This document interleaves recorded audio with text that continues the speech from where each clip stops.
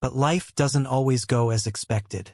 In 2023, Lizzie revealed that she had been diagnosed with stage 4 breast cancer. It wasn't just a roadblock. It was a life-changing moment for her. The once strong and fearless driver we came to know was now facing the biggest battle of her life. So Lizzie had to make the final call. Fans knew from the show that Lizzie wasn't the type of person to give up. Instead, she chose to continue racing. It wasn't easy anymore. There were days when she felt tired and weak, but Kai and his family stood by her side, ensuring the emotional support she needed. Even the racing world wrapped their arms around her throughout the process, showcasing their unwavering love and support to her. On screen, Lizzie was known for her racing ability, but off-screen, she became a symbol of strength. After years of battling cancer, Lizzie's life ended on the 27th of June, 2024. Ryan Martin. Ryan Martin is one of the biggest names in Street Outlaws. With his sleek red Camaro Fireball and calm attitude, he quickly rose to the top of the list. He worked harder than most people ever knew. Ryan spent late nights studying data and testing setups in his garage, and that's what gave him the competitive edge in every race. He always wanted to be the best, and eventually he became the champion in No Prep Kings, earning respect from fellow racers. Fans witnessed a machine always winning and always ready for the next race. But behind that strong image, Ryan faced a serious problem. In 2022, Ryan lost one of his closest friends and team members named Brandon James. He was more than just a crew member. He was like family for Ryan. But with his sudden passing, it left Ryan with a wound that never fully healed. Even with all the emotional crisis behind the scenes, Ryan still kept going. But he wasn't the same person anymore. With numerous emotional breakdowns along the way, Ryan was filled with a heavy burden of grief. People close to him said the pain stayed under the surface for too long. With every race he won, Ryan dedicated those wins to the people he lost along the way. He even helped younger racers to become better. Ryan Martin's resilience and focus showcased that behind every glorious win lies a process of enduring pain and failures. Daddy Dave. Daddy Dave was known for his fearlessness and relentless passion to win every game. Born as David Comstock on April 4, 1973 in Oklahoma, he was a key member of Street Outlaws from its early beginning. Fans loved his silver Chevy 2, widely known as Goliath. On every race night, you could count on Dave to give everything he had. Winning or losing was secondary for Dave. What truly mattered was showing up ready for each battle. Dave worked harder than ever and pushed beyond the limits to become the fastest. Racing wasn't just a part-time job for Dave. It was his only motive for life. His goal was clear and simple: to be the number one and stay there. But in 2015, everything changed. During a no-prep race in Amarillo, Texas, Dave lost control of his car, which eventually slammed into a wall, leaving no chance for survival. The crash was one of the worst accidents ever witnessed on the show. With many parts of his body deeply fractured and a car that totally looked destroyed, Dave was left with the choice to quit or to start rebuilding from scratch. Eventually, Daddy Dave chose to rebuild in style. He poured everything into the process of making Goliath 2.0. Felt much stronger and faster than ever before. But the journey of going back to the top wasn't easy. Along the process, he began to think about his family, who were most concerned about him and always prayed he returned safe after each race. That crash actually reminded him just how quickly everything could change.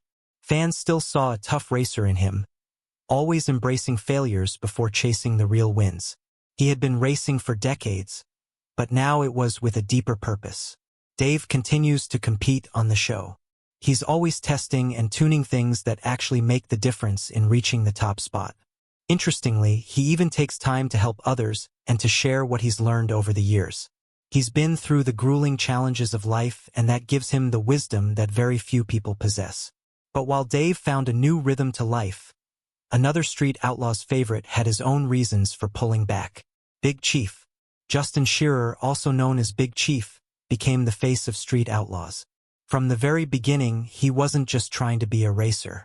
Instead, he wanted to be a leader of the 405 crew. Fans didn't just like him. They trusted him, unlike any other person on the show. While other reality shows felt scripted, Big Chief focused on keeping street racing real. Money mattered, of course, but even more than that, he cared for the people behind those cars. His dream was to make Street Outlaws the biggest street racing show ever, while still maintaining the trust of the viewers. But over time, things began to change. With new spin-offs, there were additional crews to handle and new rules to make the competition even more exciting. This led to conflicts behind the scenes regarding uneven opportunities given to specific racers, while others were totally ignored. Chief didn't like how the show was shaping the racers. But then came the tipping point. Big Chief left the show during America's List in 2022. He began shifting his focus away from the spotlight and choosing to spend more time working on cars in his own garage. He even revealed the real pressures of being the leader. The stress and fame added up over time, and he began to realize that stepping away was the only way to stay true to yourself. Still, not every cast member had the chance to pull away on their own terms. Some were forced to say goodbye far too soon. Jeff Bonnet, better known as Azn, was considered as Farm Truck's sidekick. He wasn't the fastest racer on Street Outlaws. Instead, he was the most beloved character on the show. With his quick jokes and a close friendship with Farm Truck that felt more like brothers, Azn made the show feel special. While others chased power and speed, Azn focused on creativity. His builds were truly different, like the Dung Beetle and the original Farm Truck. They didn't care about being number one. They just wanted to surprise people with unexpected wins and make the streets more fun to work. But as the show grew bigger, the pressure became even heavier and races turned out to be even more serious. So Azn eventually chose to follow his own path. Meanwhile, he stayed close to Farm Truck and continued to focus on new projects. They even launched their own spin-off show, Farm Truck and Azn, where they got back to what they loved. At the end of the day, fans began to realize his importance on the show. In a world where people chase fame and attention, stepping away was a life-changing decision that actually mattered. Sean Murder Nova Ellington. Sean Ellington, widely recognized as Murder Nova, was one of the toughest racers on Street Outlaws. For years, he was Big Chief's right-hand man. Together, they ruled the 405 list. But behind the scenes, things weren't always easy. Sean faced challenges regarding mental health struggles, including intense stress and anxiety. So Sean took a step back from the constant pressure of the show. Instead, he focused more on his family. He spent more time in his own shop, 187 Customs.